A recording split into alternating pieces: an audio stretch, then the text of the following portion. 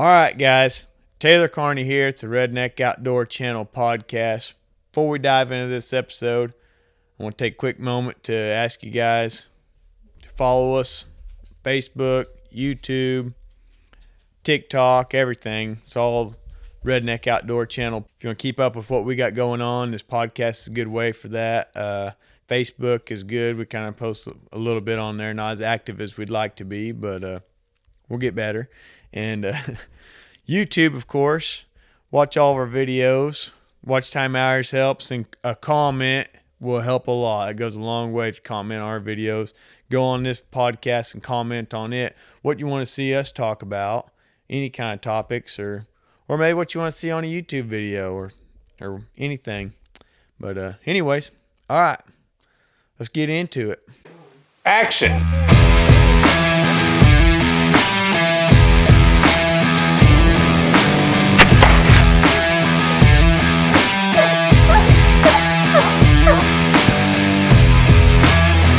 Nothing to eat?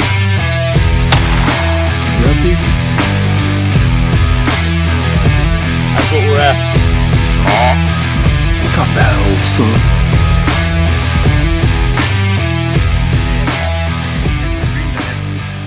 Redneck Outdoor Channel. I guess one more. There we go. They're going to get warm. One more. Can't have that. Yeah. It's been a while. I can't remember the last time that we sat down and had a cold drink. Couple weeks. I know last weekend we sat down and had a hot drink last Saturday morning. I wish you guys could have joined us. We didn't get the invite. Yeah, we sure missed you, Derek. I was actually working. Yeah. Yeah, Derek got an invite. Oh, did you? Yeah, I'm part of the group, I guess. Oh, I'm not in the. I didn't know on you the wanted A to team. be. I ain't never been on the A team. I ain't no more. I think I'm more like E or F, somewhere in there. I think I we think all I'm the are, only Kevin. A-team guy here now. I made a structure fire last night. I didn't. I don't know where you guys were. I was in bed. I'll tell you where I was at. I had to get up and work this morning. Oh, gosh. Horse I farted got out. a quick... Didn't register we had anything last night.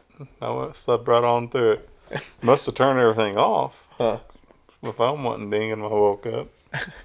We're gonna talk hunting and outdoors, but I got a quick story about that structure fire before we get into it. And we've got our new microphones, boom things here. We're gonna get figured out too. I think if you're on the edge over there, Dad, I think we'll put you.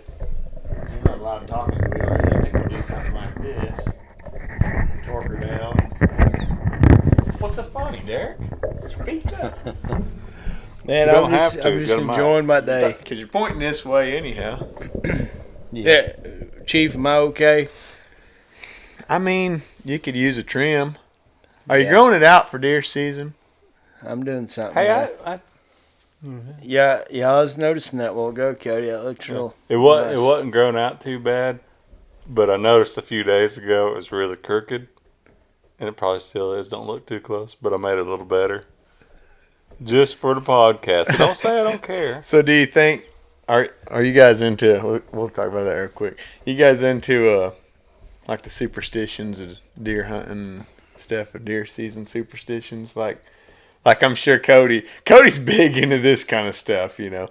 I'm sure he's got a pair of underwear that, you know, oh, it's my kill underwear there. Don't wash those underwear. I always kill a deer in them. How am I big into this stuff? If somebody is, it's you. I have 2 pairs of underwear that I won't wear, and they ain't got nothing to do with not killing deer in them. Just for when, I think it's Hanes. The light blue color is tighter than all the others, even when they're brand new and they don't break in like the others. Throw them out. That's what I need to do. They're backups, you know, in case I'm out of other colors. That has nothing to do with superstition. That's just, he's just telling us about his underwear he has. He doesn't You brought it up. I mean, like, I'm going to say I probably ain't going to kill nothing in them because I ain't going to be wearing them. So that's superstitious. I'm not superstitious, but I am a little Like stitious. if they have some superstitious or something, they're tight. No, like I'm big into the sentimentals and stuff. Like Yeah. like Dad's got his grandpa's hatchet. And that I always tell Dad it's and like his knife, yeah. like something happens to you, I don't whatever with all the other stuff, split it up amongst Jeremy and Trey or whoever, but that hatchet, that's one thing that's mine. I distinctly remember 7 years old and shot my first doe, and Dad breaks that old hatchet out, and he busted a pelvis on him, and it's messy. There's better ways of gutting a deer. I used to carry a hatchet. I don't no more. Yeah. I found out that My kind dad that did ain't it. the I've great since way. then learned there's cleaner ways of gutting deer, but I always, being young, watching Dad every time, break out, and every time, oh, that's Grandpa's hatchet right there. That was my Grandpa's hatchet. And Blood splash on your face. I'm not against it. it makes the inside of the hindquarters there, it makes the meat pretty ugly looking. And it ain't been that many years ago that I found out. But there's a sweet spot where you can cut that pelvis with a knife. Yeah, but it's I hard to didn't know hit. that. Sometimes. I thought you had to beat it with a hatchet or use your knife like a hatchet. It's hard to hit sometimes. I've had them where It I is. fought it and just gave up on And it. I've had even mature deer, or when I say mature, 3 or 4 year old deer, but you go and just slice in like butter. You just happen to hit it perfectly. Big old Nebraska doe, it was like that. Just cut through her, just like it was cutting through the hide or something. Uh-oh, boys. That totally ain't getting cut out. Yeah, well. Oh, no. Most of the time, the fire calls ain't even cut out. Yeah, they are. No, they're not. I watched one the other day on YouTube. Oh, my gosh. Anyways, this old Nebraska doe cut right on through like he's cutting through hide. But sometimes it's not that easy. I started carrying a little bitty hand saw, a little bone saw, and I like that.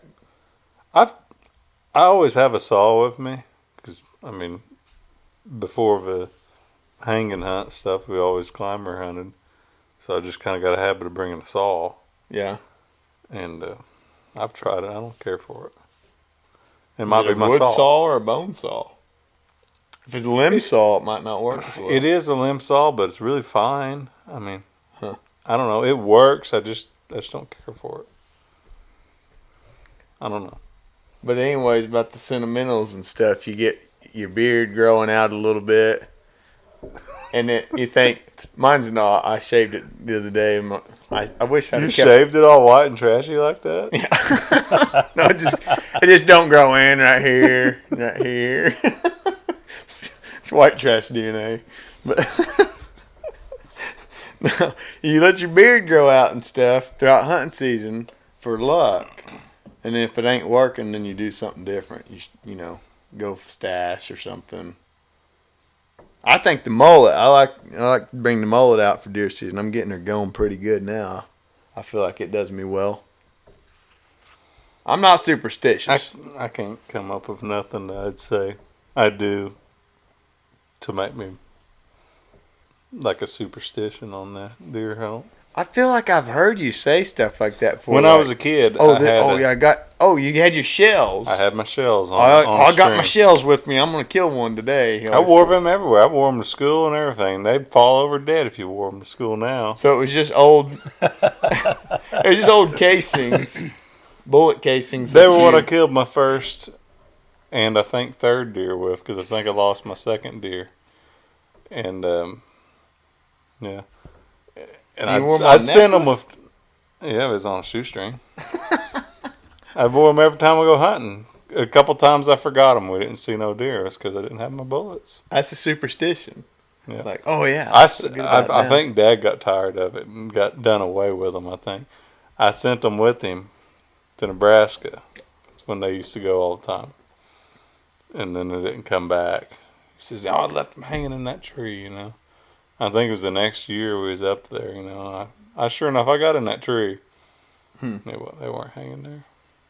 I come up with a. They never turned up, so I don't know where they are. I come up with a quick little superstition on just about every hunt. I'll be sitting there and it's like, I'm gonna get a red oak here.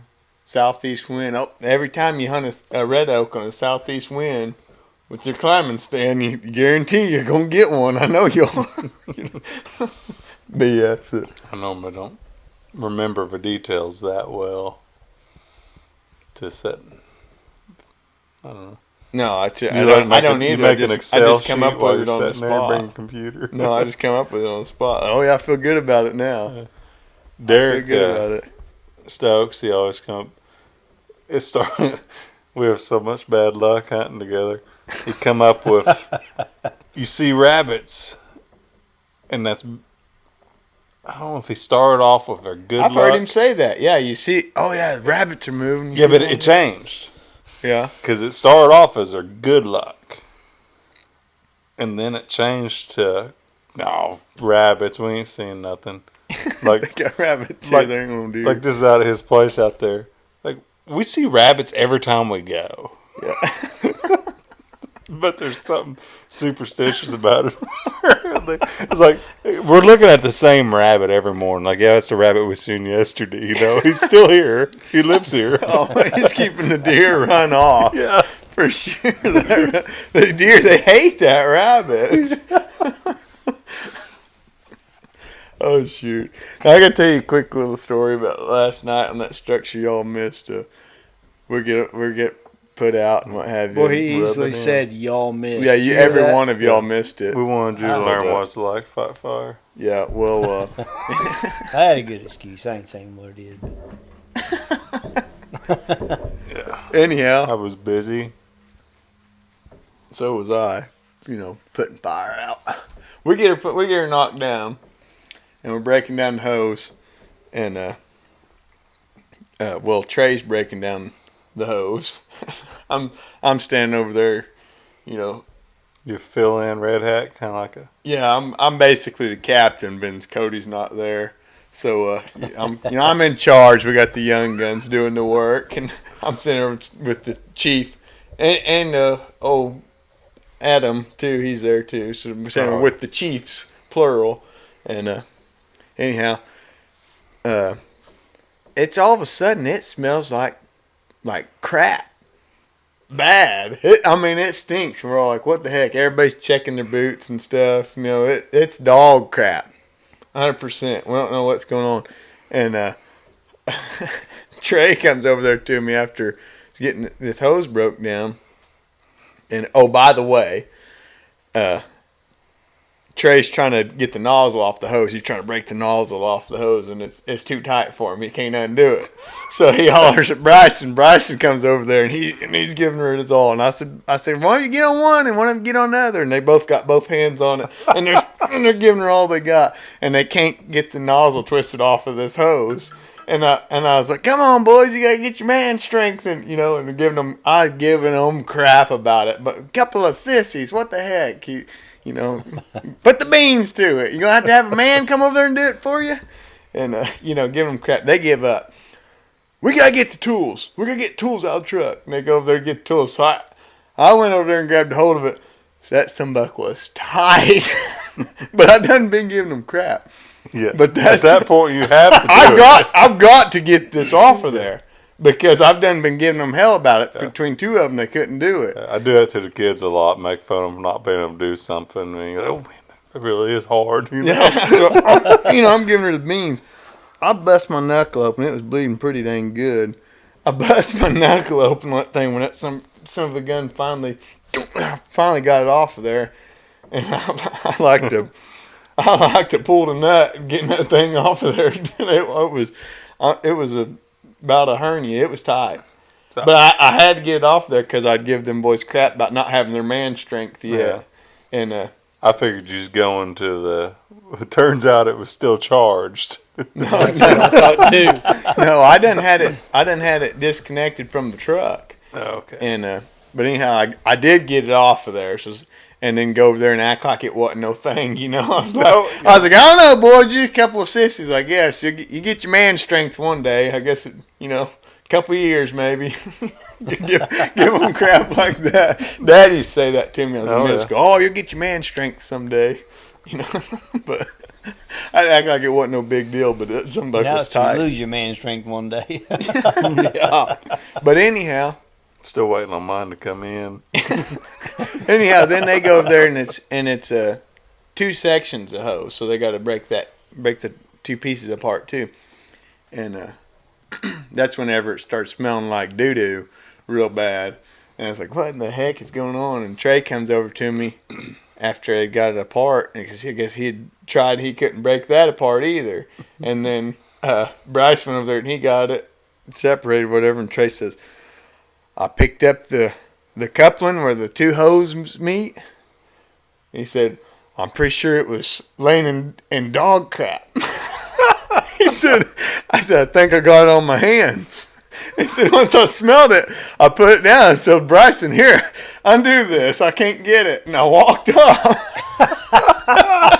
He said, I think Bryson has it on his hands too.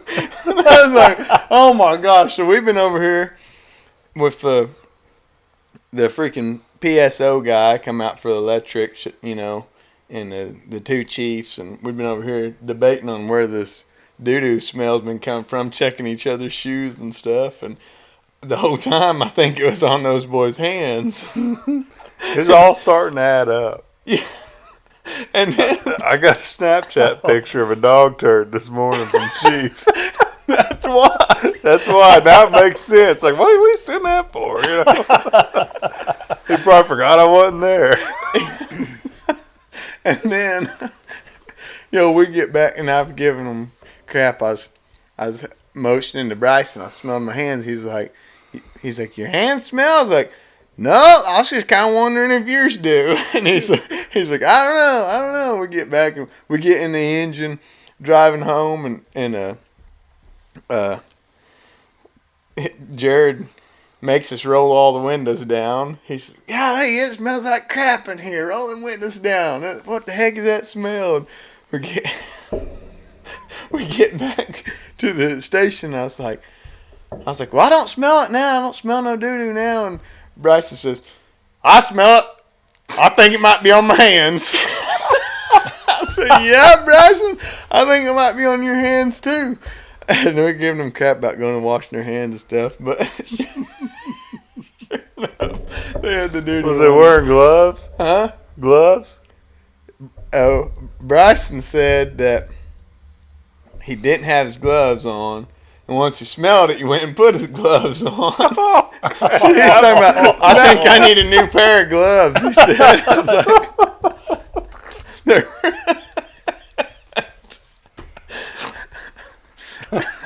Note to self, don't borrow Bryson's gloves. do not borrow Bryson's gloves. But that was how that structure Or fire have went. them on in the first place. Use them for what they're meant for. Wasn't much of a structure fire apart from took 3 guys to reach around this pecan tree, a big beautiful pecan tree right there, and it burned way up the side of this pecan tree, probably 30 foot up. Yeah. And we spent more time spraying water on that tree than we did the structure. Oh, they're hard to put out anyways once they yeah. get going. Yeah, but so I was pretty upset about that tree, but Yeah. but that was the whole story there. Oh, now that leads me to my next thing. Reckon dog poop would be a good cover scent. Because that was all we could smell out there. I don't reckon a deer could smell past it. I've heard that some people will get on and say, like, deer smell in layers. People are trying to debunk cover scent. Like, Yeah. Like, they can smell in layers. They can smell like, I don't understand it, like around it. Like, I don't know. So the way I had it explained to me was like if there's a cake sitting there, it's already baked and all that. They don't smell the cake. They smell all the ingredients. Right. They can smell the flour, the sugar, the eggs. Mm-hmm. They smell everything that's in it. But to me, which I don't believe in the cover scent thing really either. I've got a video on the YouTube there. Go back and look at it. I forget the exact title of it, but I sprayed down some different shed antlers with several different cover scents. I think I used Scent Away, dead downwind, nose jammer. I used all these big names, and throw these sheds out, and Rip could bring them back to me one by one like nothing. I don't truly believe that any of it works that well. I don't believe you can eliminate scent. No. I think if you got winded, you could have took every precaution there is, and if that deer's on alert, it's going to wind you anyways. Okay, so I guess clarify. I don't believe in scent killers, scent eliminators. A cover scent is different, I think. It is. I think if you...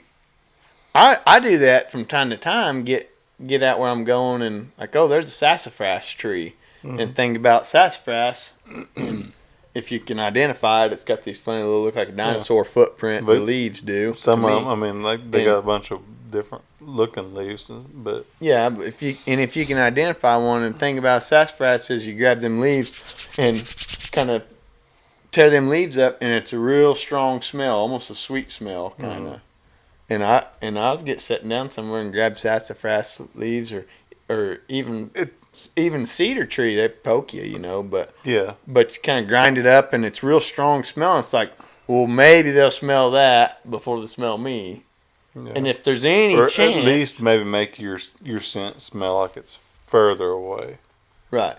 But I think if anything, it's more peace of mind for the hunter. I mean, bottom line is if the wind ain't right, you're in trouble. I think, cover scent or not. You hunt the wind 100%. Yeah. A deer's nose, it's a superpower. I mean, there's no way that we can even comprehend how their nose works, how well it works. It's like you get hung up on the cover scent or even scent eliminator, all this stuff. You spray it on to somebody if it don't smell to us. You know, I can't smell you, but you know, I can be a couple foot from somebody talking. I can smell their breath a lot of times, whether it smells bad or not. How do you eliminate that? You know? It's like you do all this work to mask scent that ain't even on our radar, but there's scents that are. But you can't do nothing about it. They sell the gum and all the crap. They used to have that gum. Like if that worked, you know, you'd be able to buy it at a convenience store. I'll tell you this. I get a doe that's even remotely downwind and stuff, I breathe out my nose. Whether that helps or not, it's just something in my head. I'm like, I just know she's going to bust if I breathe out my mouth. Like, see, and I'll do that on cold mornings when it's fogging up, steaming up, whatever. Uh-huh. You know, I try to control my breathing. Dad used to nag me about it. Yeah. I've always you're going to see that from a mile away. Vaping, I've always wondered that, but I've been on real cold mornings and stuff and have deer right out in front of me, and I'm breathing, and it's like a big fog thing. It's like, how do they not see that? And I've never noticed a deer noticing my breath on a real cold morning. I've never noticed, like. I'm right there with Derek though. I've been nagged about it when I was a kid, so when I got a deer looking, I'm trying my best not to breathe, you know. Yeah, I try not to even breathe because I don't want them to see my fat belly going up like this and back down. I've also listened to some people saying, you know, like don't make eye contact. Yeah. And for the life of me, if that deer's staring at me, I'm staring at it back. Yeah. I can't not make eye contact. I have to. Me too. I stare right at him. And is that your horns? Yeah, I stare so much like I'm trying to weird this deer out. He starts doing that where it does whenever a baby's around. He rolls his eyes back and.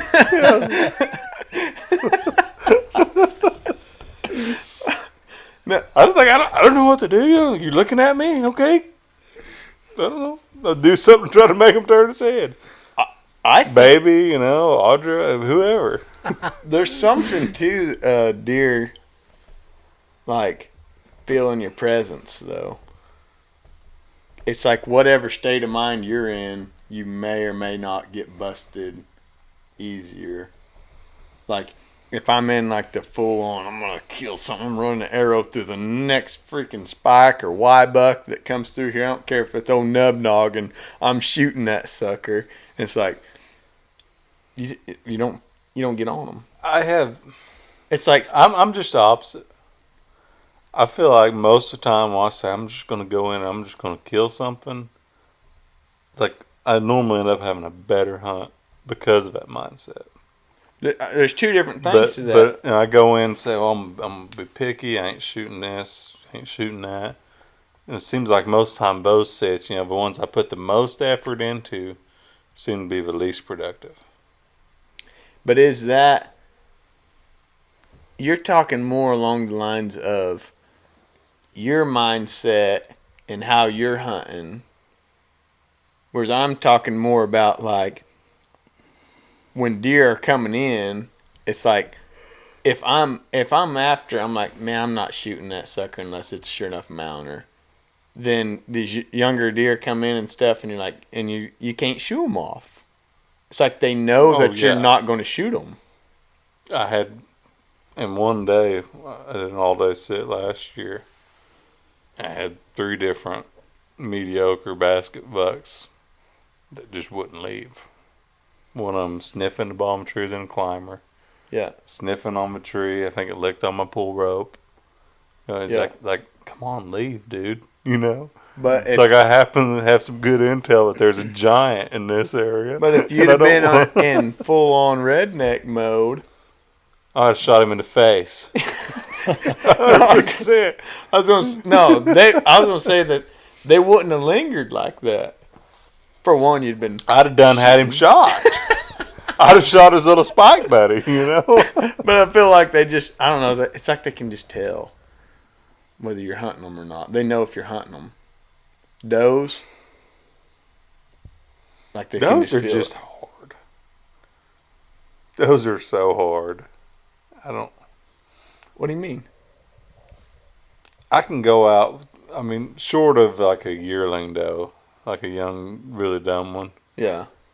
Like a sure enough mature doe, say 3.5 on. Like I can kill 5 3.5-year-old bucks to one of the 3.5-year-old does. I think most does shoot or 1.5-year-old does, maybe 2s. Okay. Those are they're hard. Yeah, man. I see what you're saying, but I think it's the same as bucks as far as age class. I think the difference is the rut. The difference is the 3.5-year-old bucks we shoot like it seems like every year somebody's killing it. A nice deer muzzleloader here out of a group. Yeah. And I think 9 times out of 10 it's not a mature buck. Like we call it, it's a nice one. It's a mature one. I think they're 2 to 3-year-old bucks. So it's got a decent rack going that pleases the eyes to start with. Yeah. But that buck, he ain't from the area. He don't know that you like to sit over there by that hickory tree. He wanders on in there. It's easy.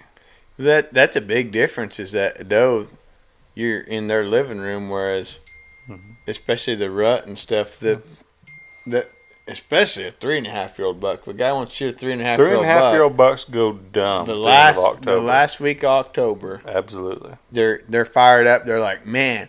Yeah. I'm going to get it today. They're senior in high school. It's always like, it's my time to shine. I'm getting out there. Right there around that muzzleloader season, if a guy's just in the woods in a decent spot, very high likelihood that you'll have a 100-inch buck come by you around here. Yeah, and a 100-inch buck around here is a 3.5-year-old. 3.5. It sucks, but it is what it is. That's where always in our area, that's where the jump is from 3.5 to 4.5. It's like the difference in a spindly horn buck and actually having mass. Yep. And he might not put on gobs of time lengths and stuff every time, but that's when you see it's like that's a mature buck. You can just tell by the mass they get some knurling or whatever down low and like that's whenever it starts to look like just a good deer, Yeah. My muzzleloader's one thing I'm a little superstitious about. Like, that's sitting right there. It's got tally marks on it of since I've had it. There's 9 marks on there and $9 that I it's traded taken down. No.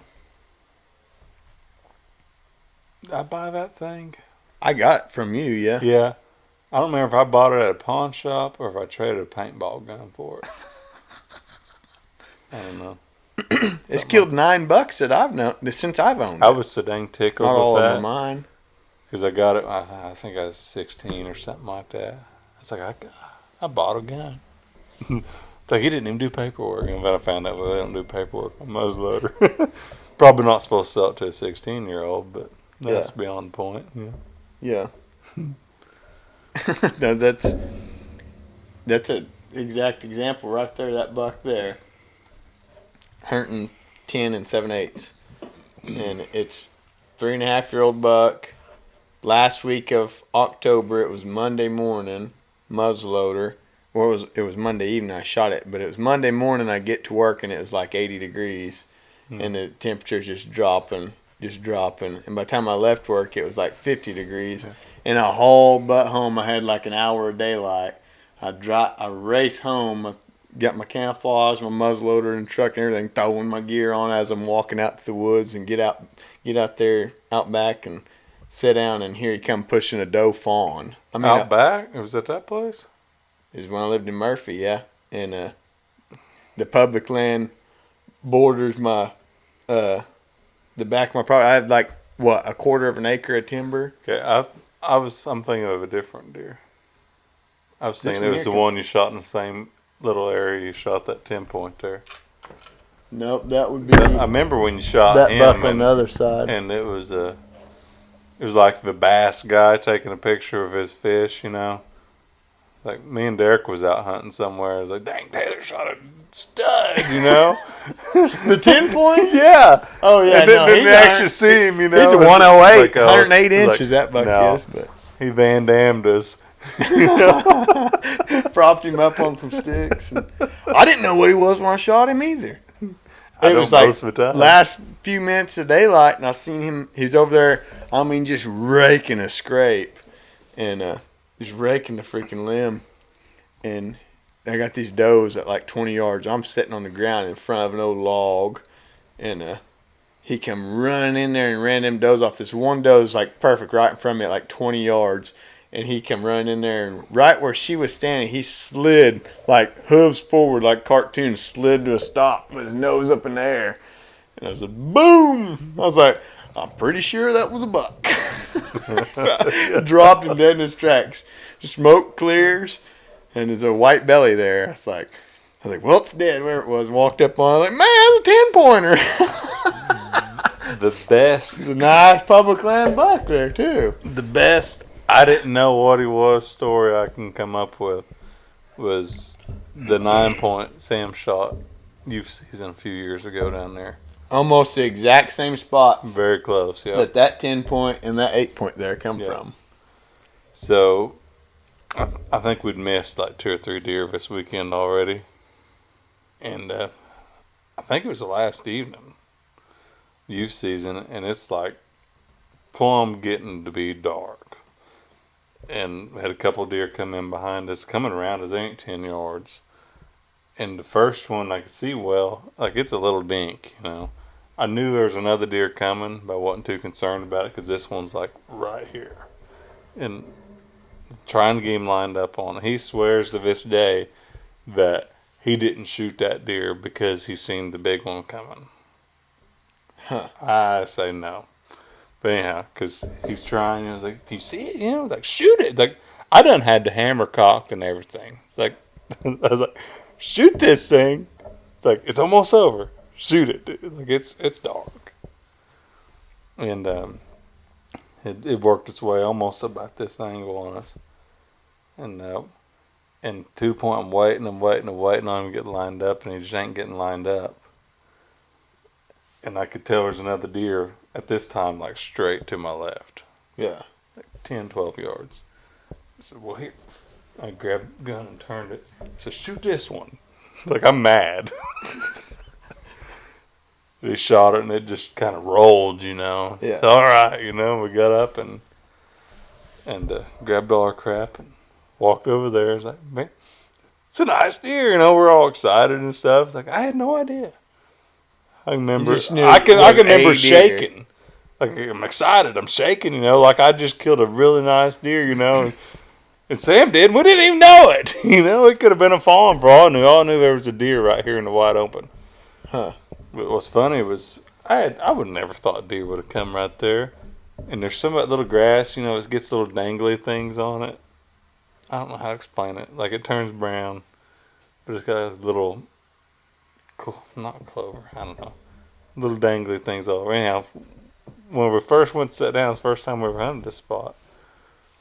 We went up there and we picked all this stuff. We broke it, so just in case deer come over this way, you know. Yeah.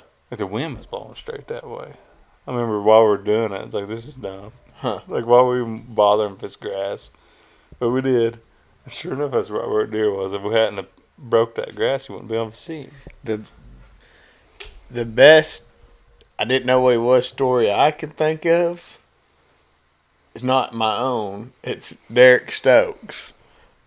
Freaking like 150-inch deer he killed out there at his place. That big he had seen a doe. And he thought it was that doe. It was going through the timber, and he's out there for meat. He's out there hunting blood, you know, and sees this doe going through the timber with rifle or muzzleloader, and sees this doe, and it's going through the timber. He's trying to get lined up on it, and then ends up getting lined up on her and shooting her, and go walking over there, and it's a 150-inch buck laying there. Yeah, it was and what goes through your mind? Point at that with not that great a mass. Like, this is a big frame deer. Yeah, yeah. Like, it's a. It is. It's not a likely deer to come across around here. Yeah, and what goes through your mind? We need to get him on the podcast and talk to him about, because Derek can talk for hours anyhow. Oh man, yeah. But I just wonder what goes through your mind. Like, you're excited already. Like, oh yeah, I smoked that old doe. I get a good feeling out of that, shooting a doe. It gets me too. pumped up. But then you walk over there and it's like, I gotta carry this thing out. Is like, you see this buck and you're like, oh my gosh, this thing's a giant. It's like, and then it's like questioning, did I shoot this? Yeah. Was this what I shot? Did somebody else shoot this thing? Where did this thing come from? Like, I'm pretty good about shooting them and not really knowing what they got going on, but having an idea of the caliber, you know. yeah. Like the 9-point shot from muzzleloader last year. I didn't know what he had going on. Like, looking at the video, you can see really well, but you know, there's a whole bunch of footage of me sitting there looking at the camera, you know. Yeah. I couldn't see that deer. I was trying to see if he was in frame. Huh. Like, I just shot him 5 minutes ago. He's 40 yards. Like, normally I pick the gun up and look through the scope, say, oh yeah, I can go ahead and knock the hammer back. I'm trying to find him in the camera. And finally, I got the camera on him, like, there it is, and focused. And he had limbs. I was looking through the camera. And I could see some beams that looked like they had decent mass, you know. It's like, I'm sure that's a nice buck. Yeah. I went ahead and cocked her back and shot. But there was a while that the camera was on him, and I couldn't see him. Yeah. The camera was on him. I can guess caliber pretty quick. The way this deer, he was acting like a buck. I knew he was a buck, but I just never could get a look at him. Yeah. It was thick.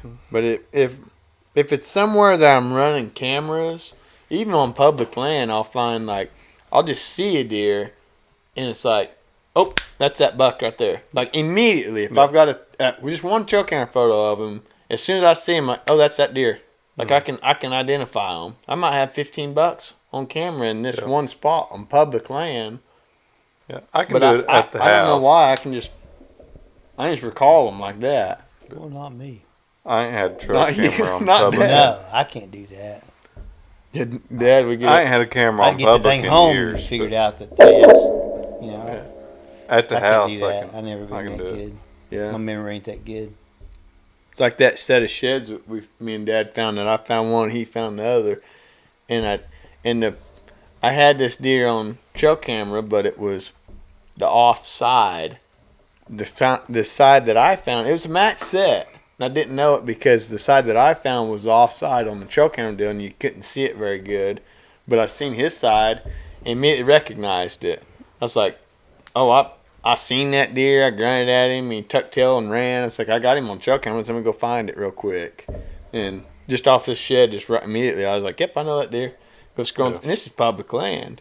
Just go scrolling through there and find the video, and I was like, oh, crap, the shed that I found was his other side. It was a long ways away. It's a match set. It's a half a mile or something, wasn't it? It was 3/4 of a mile where a crow flies, but there's big land barrier there that makes it over a mile of walking. This guy swam because they don't make it no easier, but it's over a mile apart. Those sheds were, but identified the one that and as soon as he found it, it's like, I know that deer, and it's not he probably don't make 100 inches, does he? But I recognize it,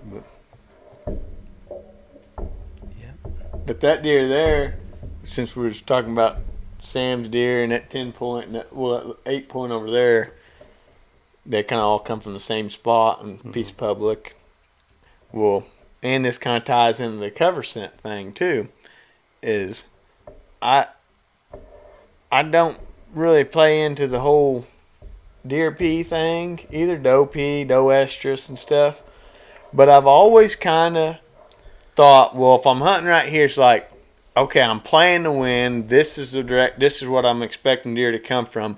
But we're in the rut. There's a chance something comes from downwind of me. I don't know why anything would come from downwind of me, but it's a chance. And I have often put out like the scent bombs with some doe estrus, some Stink 69, and if I'm doing anything for cover scent, that's typically what it is. I'll hang me a bomb next to me. Me too. But there's a really good chance, especially a 3-year-old buck like that. There's a really good chance that, he smells you, but he also smells that doe estrus, and he's like, man, I gotta get me some of that. And lick that scent I gotta bomb, go. I've got mixed emotions about it. Young bucks. I've had deer that, like, you got bucks that are all over it. Yeah. And you got does and whatever else standing back blowing. Like they don't want nothing to do with it. Like they avoid it. Yeah. So I'm like, is it something wrong with it, or is she like, what's going on here? 2 stories I'll tell about that. First, that buck there, I'm watching a spike. I mean, sure enough, he's a legal doe. He's got 2-inch spikes on there, and he's rubbing this little cedar tree. Just going crazy on it. And so I'm sitting between 2 logs, muzzleloader again, and I break a grunt call out, brah, brah, grunting at him, and he comes up and he's strutting around in front of me, back and forth. I'm sure he can see me. It's these 2 logs I'm sitting down between there. He come within 20. I'm sure he can see me, and I'm sitting there watching him, and I'm videoing it too. I got it somewhere on video, and anyways, he's walking around, and I'm like, keeps looking my way, and I'm just sitting there with the camera rolling, and finally he starts to kind of mosey off, and once he got where I felt like I was good to go ahead and move, I turned my head, and that buck is standing on the other side of the log. He's not 3 steps from me, looking at me, and I've got a scent bomb out with doe estrus, and he's downwind from the direction I'm like, there's nothing over there. Nothing's coming from there. And I think 2 things. I think he heard that grunt call. I had a live decoy out in front of me. And that doe estrus. And he's like, what is going on here? Because he's downwind. I mean, he's 3 steps behind me. I mean, he's right there. I turn my head, and he goes, whoosh, and takes off running. And I was like, shoot, that's a pretty good buck. And they always look bigger running away anyways, And he runs out there and stops at like 70 and turns back and looks one last time. And I'm leaning hard as far as I can to get around this tree. And boom, shot him. And, one of those deals I go walk over there about where he's standing and then see him laying off in the distance. And Dad, you and Trey was out there. You guys come over and helped me drag him out on that one. And well, they helped me drag both of those two out. I But don't even know where we're at. Where were we at? The old stomping ground. yeah, the old stomping grounds on that one. Down there past the cellar. Oh, yeah. Okay. Yeah. Yeah. Yeah. And anyhow, the other story I have to tell you about estrus cover scent, and you was talking about does acting leery about it, was a doe I killed in Nebraska, and it was the same morning I'd seen a stud buck too. I mean, a sure enough nice one, and he was out there on that pond dike, and I'd already ranged that pond dike at 75 yards. And my setup I got now, if I'd had it then and had my confidence that I got now, I would have sent one. Dang near the same spot. I had a sure enough stud at 50, and at the time I wasn't taking a shot like that. Like nowadays, 100%. Oh yeah, I'm shooting. That's wide open cornfield, man. At that time I'm I'm sawing on the freaking grunt call like no film, man. Hey, look up here. Hey, ducky. Well, and no, he come out after this doe did. This doe run out there, and she run way out there in the CRP, and was like 200 or 300 yards. I mean, straight downwind of me. The way she come out the side of me, and as soon as she got directly downwind of me, and I got those scent bomb out, doe estrus, and I see her stop. Probably 300 yards, straight downwind. Sticks her nose up in the air. And she's standing there for a minute with the nose in there, and then just hauls butt, I mean beelines, right to the base of my tree. Not even 10 yards. And I draw back and smoked her, and she went out there and crashed, you know. But you shot her while the big one was out in the field? No. See, he come out like 30 minutes after that. Okay. And I was grunting and stuff, and I just knew he was going to follow her path, and he ended up just going straight west off onto the private land over there. Okay. And I don't know what I could have done different on that other than just send an arrow at 75 yards. I know there was an absolute giant that was hanging out like not a mile from there. He was we seen him. Yeah, that buck was probably, this one here was probably 150. Oh yeah, no, this was a 10-pointer, but he could have surprised me though, because I mean, we're used to these Oklahoma deer. Like that buck there's 153 inches, and it field dressed 119 pounds. Right. Whereas this Nebraska corn-fed deer could have been 250 pounds. So maybe he was bigger than I thought. Dad brought home a few different bucks, you know, and I mean, because I'd always be asking him, like, "You see anything? You see anything? You shoot anything?" He said, "Oh, I shot a little one, you know." And you get it home and you put a tape on it.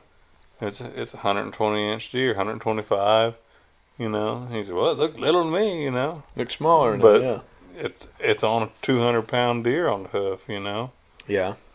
Or more than that, probably on the hoof. But not a doubt in my mind that smaller. doe got downwind my doe estrus, and for some reason she came running into it. Whether she's like a dominant doe or what. But it got her killed. Yeah. So, I mean, I don't know if there's anything to that, or I don't know. I'm bad about it if I try something and it doesn't work. I'm really bad about telling myself that's why my hunt was unsuccessful. yeah, I shouldn't have rattled. Yes, I do it every single time I do rattle. that too.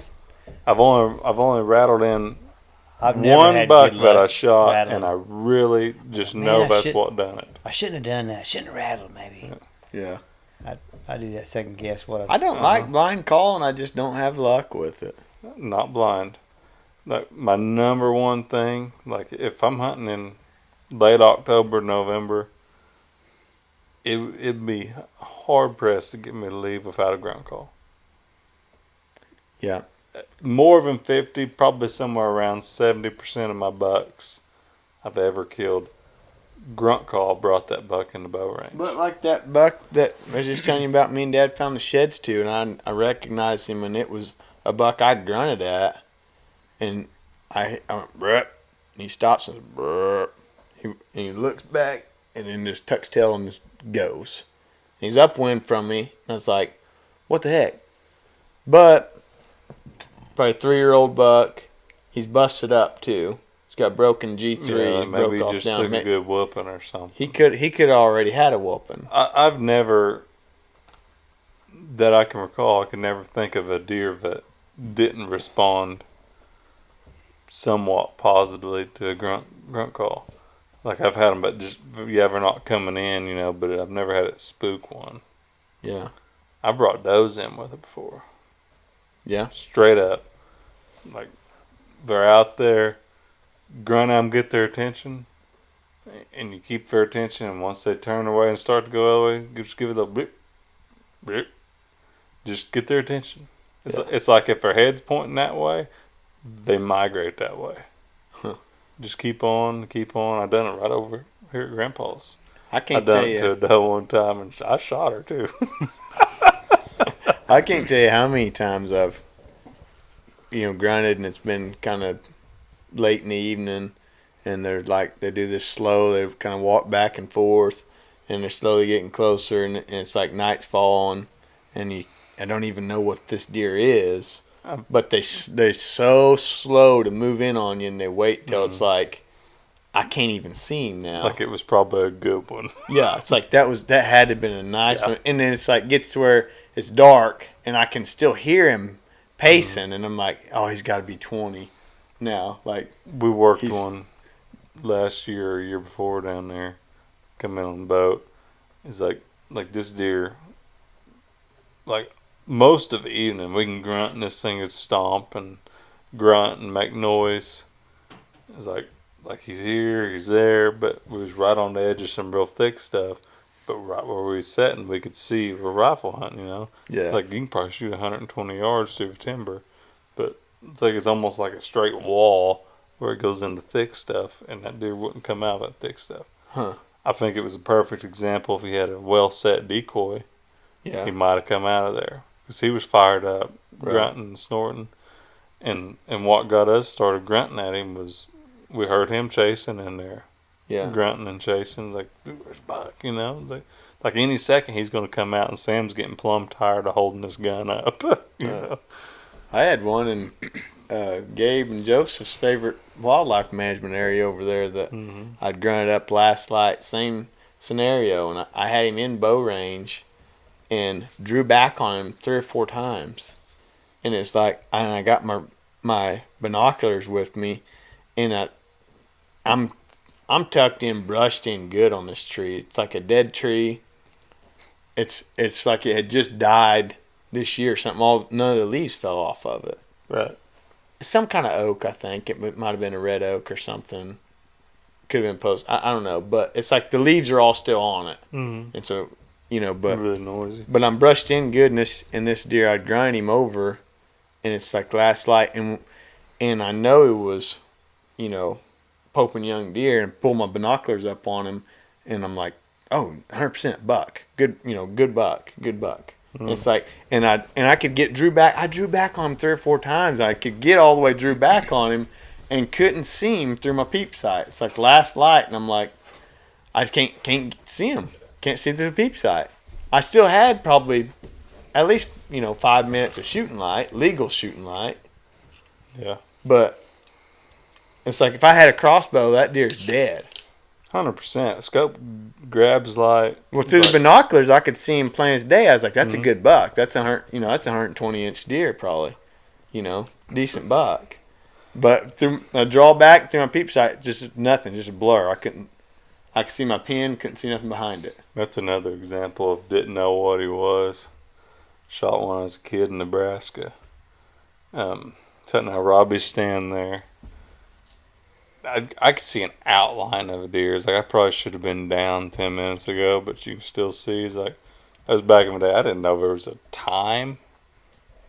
Like, I thought it was just like, if it's dark, it means you can't see your pins, you can't shoot, It's like, if you can shoot, that counts. It's legal. But anyhow, I can see an outline of a deer, And I finally figured out where my peep is doing this and that, It's like, oh, yeah, there he is. Yeah. Or it is. I didn't know what it was, I didn't care. Shot and I hit this deer. Cody didn't care what it was. No. It was about 20. For his Yeah, I was probably like 11 or 12 anyways at this time. He really didn't care. And Frank was there. I went back across the field to Rogers. And Frank and somebody come out there with me to find this deer, you know. We found us, it tickled. But it was a prime example. Didn't know what it was, you know. Like, I didn't see no horns. I didn't see an outline. I didn't see no horns. But it had a couple of forks. You know, I was tickled, you know. I mean, you got Frank in the back of your head, you know. Because he's excited because the horns ain't big, you know. Yeah. Like, he's all... That's an aider. Yeah. It's got to have some kind of horns, not no horns. That's perfect. Little horns. Yeah. Boys, you can't eat them horns. Can't eat them horns. No, but he dang sure wants to shoot the ones that have horns, just the little ones. Yeah. That's my answer to that always. I say, you can't eat them horns. I know, but they sure look cool on the wall. That's what I say. I don't know what happened to those. There's little bitty forks. Yeah. Got one Jeremy shot out there. Man, it's something about deer hunting that, you know, we can just sit here and talk all day. Like, that's why I think the podcast thing is great. I could go on for hours about different deer I've shot or deer I've been present with that were shot or whatever, you know. It ain't going to be deer that I pulled the trigger I was getting ready to sit here and tell you the story about Jeremy and shooting a little 4-pointer. It's like, it ain't my story, but I can tell you the whole story, and I'm excited about it. Yeah. It's not even my story or my deer. It's a dink deer. It's like, I don't know what it is about deer hunting or something, you know, that just, or the outdoors in general. Just any kind of, I can tell you a lot about a lot of fishing stuff too. I can't tell you about every time I went fishing, but I can tell you about most of my deer hunts. I can tell you a lot about them. Yeah. Even if they weren't, you know, bringing a deer home. Yeah. Yeah, you can tell about the tried failures real good. I tried the ball thing, and I couldn't tell you nothing about playing ball. Tell you what, standing on the sidelines wishing I was hunting. I can tell you that. Yeah. But it wasn't for me, you know. Maybe other people are different, but I can't find anything significant that I'll remember the rest of my life like I will deer. Yeah. Like, I remember pieces of it, but yeah, like a deer hunts, I remember vividly. Like it meant something. There's nothing appealing to me about, like, whatever day, is it Sunday or whatever, all ball game's on. Can't wait till the ball game comes on. We're going to sit there and we're going to get mad about a team of guys that I've never met that are losing a game. And I'm going to there's nothing appealing about that to me. That No. I don't, like, I talk about sports stuff and I'm pretty interested in, you know, top athletes and stuff. I like to watch some of the strong men stuff and that's all, you know, pretty interesting to me. Being physically fit is interesting to me, but I can tell you about some different athletes, but I don't care if a ball game, I don't care if a certain team wins, whether it's baseball or basketball or whatever. I don't too much care. To the point that if you tell me you like this team, Derek, nothing against you, but I'm rooting that they lose. It's like I just like to see people get fired up over it. I like if I know some people. Because to me, it's no different if me and Derek sit down here playing a game of checkers and he loses and gets mad. It's no different to me. I don't care. It's just a game. Yeah. You know? Yeah, really. There's no meaning to it. I get pretty into softball because Maddie will get into it and I like that beach volleyball. Oh yeah. You ever watch that? Yo, that's my favorite. Yeah. But no, she'll watch the softball and so I'll know some of the players and stuff, and yeah, and they're having fun though. The difference in softball and baseball is the softball girls they're having fun. You can just tell that they're having a good time out there playing stuff. And the baseball, and I'll take this, them guys are assholes, and all them baseball guys, it's like they all think they're hot stuff and they're not doing nothing. Hell, every one of them out there on the field standing around. And like twice in a game, something will happen where somebody does something that's halfway athletic. They might. They're not even. They don't even look like they're having fun. They're all out there look like they're pissed off. They might love fun it to watch and enjoy playing it and all that still yet. But what I hate is that those guys are idolized for this and that, and like same for Hollywood actors and stuff. Just get idolized, then like election time comes around and they got to endorse like what they think matters, like you're somebody because you're getting paid to do this, it's like, what's his opinion matter? That drives me nuts. Yeah. No, me too. Me too. I don't care if you're the best right fielder in the world. No. Who cares? Same with the... You dedicated your life to stand over there doing nothing. Same with the hunting with a glove game, on. Like the big names, they ain't just idols, Yeah. It don't interest me to wear one glove. Who cares? Michael Jackson did it. That's pretty cool, I guess, but... I'm not fascinated. Come to find out, Taylor just really don't like baseball. Nah, I don't. Well, like...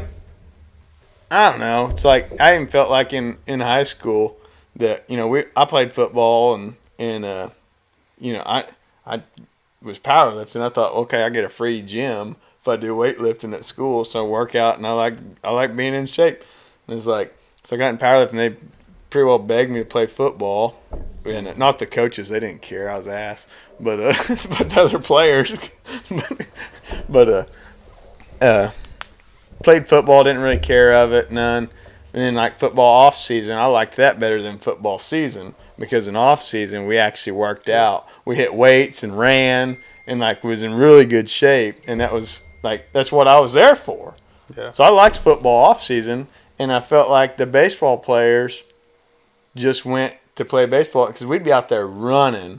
I mean, doing sprints and bleachers and hitting weights, and they'd be over there playing catch. Like literally just throwing the ball back and forth. And I felt like a lot of them, they're like, they don't even want to play baseball. They're just trying to get out of having to exercise, But I'm sure some of them liked the sport. I liked the off season with lifting and stuff, but I didn't care for the game. Like I didn't see deer back then because I way over hunted them. Like I go across the road over there, and I was there every day. Yeah. The only days I wasn't there was on the Thursday or whenever it would be we had a ball game, and that ain't enough break. It's like I was out there all summer too. Like I just think that I can practically live in this tree stand and see deers. It was like an occurrence when a deer showed up, but I'd be sitting out there thinking, boy, I'd sure rather be in a tree stand not seeing nothing. Yeah. Yeah, 100%. There's something about it, man. I don't know. That's what I'm saying. It's something about deer hunting that you can't explain that. Me and Quentin just joined football for girls, and that didn't work. We were good. Our football team was good whenever I was in high school. I mean, I don't know if we were or not. I don't care if we won or lost. Our quarterback was 2-time Gatorade Player of the Year in the state of Oklahoma. Gatorade Player of the Year? Yeah, Gatorade picks one kid out of the state of Oklahoma, and he's the only kid to ever get it 2 years in a row. He was the best player in the state 2 years in a row. We were good. I've never heard of that. Gatorade Player of the Year. Yeah, there's big trophies in the dome down there. It's got his name on it. I don't look at that crap. That don't excite me. It don't excite me none either. No. It is. It's a kid that I played Mario Kart with. I look at the names on the archery trophies and stuff. I could sit all day and talk to you about just top athletes. I don't care about the sports teams, but like even like a Jim Thorpe or Bo Jackson. Think about this, Bo Jackson. Okay, he was in the MLB. He was a running back in the NFL. He was one of the greatest dude. He was one of the best athletes ever lived. What does he do after that? He retires and he gets into archery. He makes bows, makes his own bows, and shoots them. He's like, I love deer hunting. That's the best thing there is. You're talking about a guy that was one of the greatest athletes of all time. If anybody knows anything about football or baseball, then they've probably heard of Bo Jackson. I thought you were talking about Bo Beatty. I was like, oh, well, that guy make them turkey noises. Bo Derek, Bo Duke. I don't really know much about bow hunting. It's just hard to get off a volley with the bow, you know. It's kind of more of a one-shot deal, and it's just unrealistic. We got off topic. I didn't know we had a topic. Hey, There we here's our go. topic. That's game, boys. Y'all like and subscribe.